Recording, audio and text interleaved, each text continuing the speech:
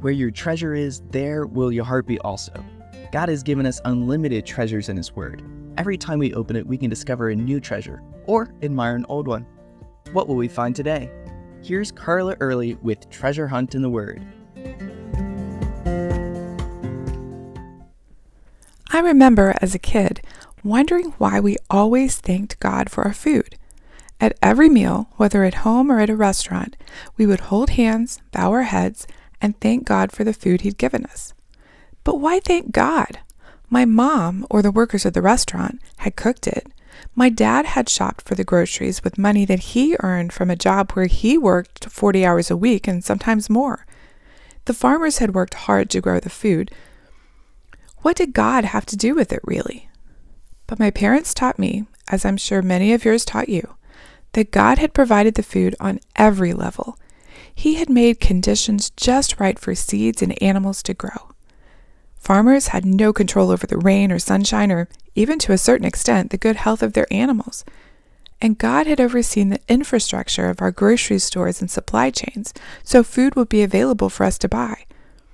As for money, God provided my dad with the health that he had so that he could work and earn the money that we needed for food. The Lord also kept his job stable and gave his body and mind the capacity to do the work he did.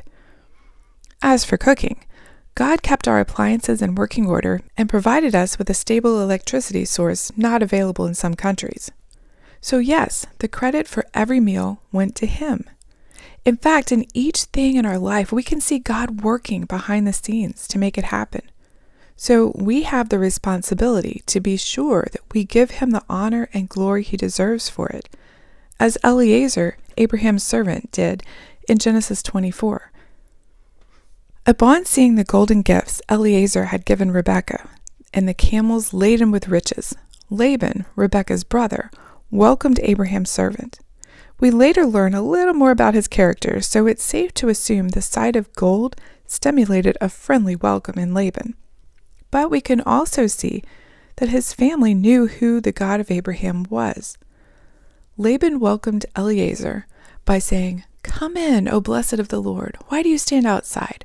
For I have prepared the house and a place for your camels." I love Eliezer's response to Laban's hospitality. He knew his task wasn't complete until he reached an agreement with the family, especially Rebekah's brother, to take her back with him. He knew God was working here, and he wanted to complete his mission even before he ate. So he tells his story, giving God glory and credit for every detail, for making his master Abraham rich, for sending an angel to prepare the way, and for orchestrating the meeting between him and Rebekah at the well. He made it clear that God was the one wanting Rebekah to return with him.